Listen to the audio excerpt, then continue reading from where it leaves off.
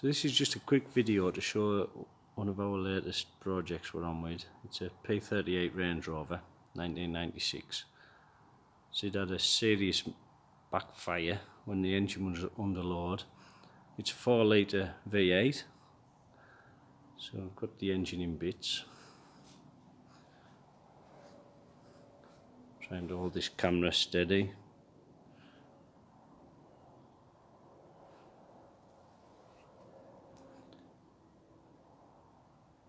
So we weren't quite sure what the crack was really. We've changed leads, plugs, we've done the sensors in the exhaust. Changed lots of bits. Anyways, we decided to pull the engine to bits. Well, the first fault that we found, and we thought we'd found the trouble, was the inlet manifold gasket. As you can see, it's actually rotted through to the point where there's a hole in it. Now this would be letting air into the crankcase, which in turn would be drawn it in through the air intake. If I show you.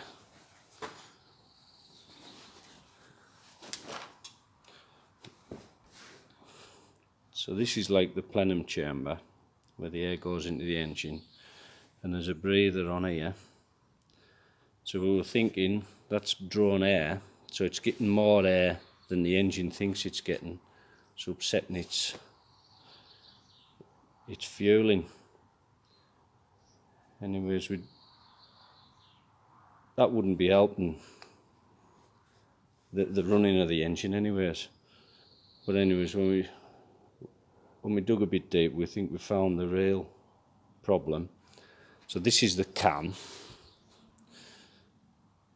When we first looked in, everything seemed fine, and we started to pull the tappets. So the first thing we found was, I'll take a guess, I think it was this one. Yeah. So that's a hydraulic tappet. You can see the dish on the end of it. It's maybe what, 2 to 3 mil deep. So if I compare it with the other, these are in orders that come out. So that's got a nice flat base on it. I don't know if it's focusing right. Yeah. So that's got a nice flat base on it. So if you follow this is an exhaust valve on, if I've got this right, I think it's cylinder number 5. So the corresponding cam to there is this one here, and if I spin it round, you can see when you compare it to the rest, the lobe's gone off it. So I'm thinking this would be the backfire into the airbox. It certainly wouldn't have been helping the job anyways. Yeah. So we've got a new camshaft. It's just over here. So that's ready to go in. So we'll have to lubricate it up as we go. Yeah. So hopefully this will sort it. We've got all of them's all the push rods we've got. So there's 16 of them. So we're putting a new cam and obviously a new set of hydraulic tappets in. And a new inlet manifold gasket obviously, and then there's a front cover that's come off and the water pump's split, so they'll all be put back with new gaskets. And what else I can show you really, this is the V. like the inlet. This is where the inlet manifold is. So obviously that's your plenum chamber with the stack pipes in. Now, one fault that used to occur apparently when you read on the forums, these used to come slack, but obviously these are all intact. So you've got your fuel rail that comes round, so that's your high pressure fuel rail. It's fed from your petrol tank, and obviously goes down into your injectors. If we look underneath,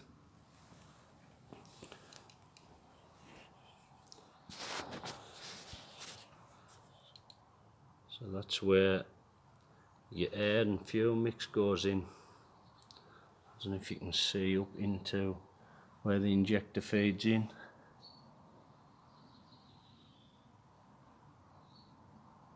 No, can't just see.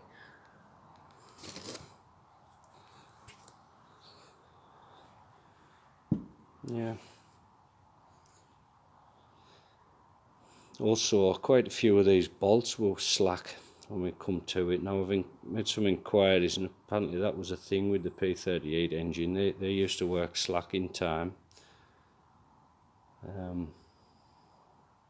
So yeah. So now I'll show you. Oh, that's a timing chain. So that's just as it come off. So you can see your timing marks there and there.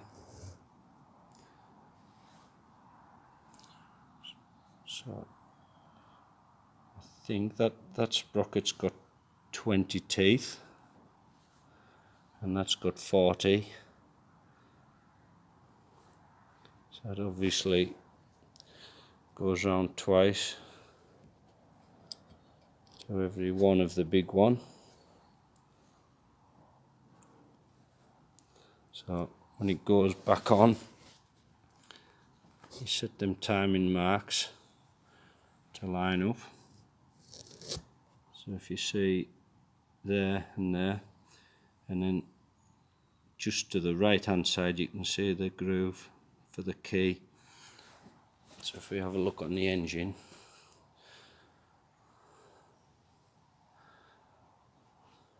I've never done one of these before, so we'll see how it goes. Hopefully it sorts it and I get it right. So that's where your cam goes, and then you see the end of your crankshaft, and there's the key. So as it's sat now, that should be timed right as you put the sprockets back on. So time will tell anyways. So it looks like white metal bearings in there. That's obviously oil fed. There's oil gallery in that side. I don't know if you can see. Just in there there's a hole, and they're the same right down the engine. So there's 1, 2, 3, 4, 5. So there's 6 support bearings. If I find my light, will be a bit better. Yeah, and then you can see where the hydraulic tappets fit either side. And if you look in the bottom, if I can get it to focus, yeah, there, look, you can see the oil gallery that feeds the tappets. As I say, this is the first time I've ever took one of these to bits. So then obviously your push rods come up, and there's your valves on your head.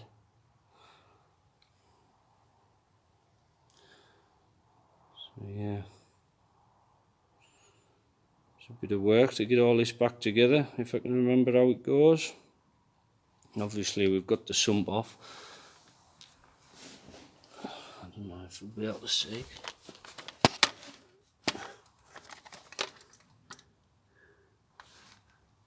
We had to take the sump off to get the front cover up. You can't really see, but that's your crank.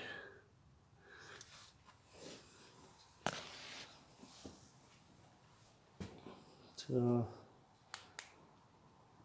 I don't think there's much else to show you really. This is the rocker shafts.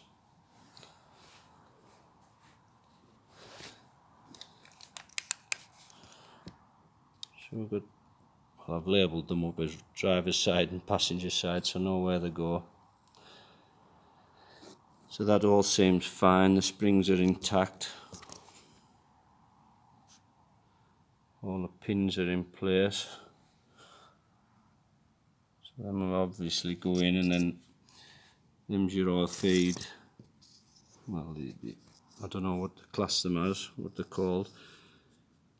It's like a mounting support thing. So that's, the bolt goes through the middle, obviously from the other side, and then the bolt's recessed for to let the oil through into the shaft.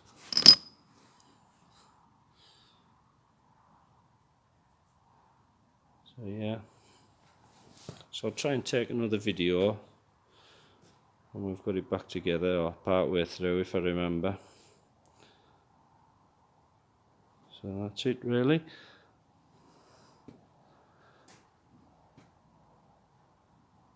So thanks for watching.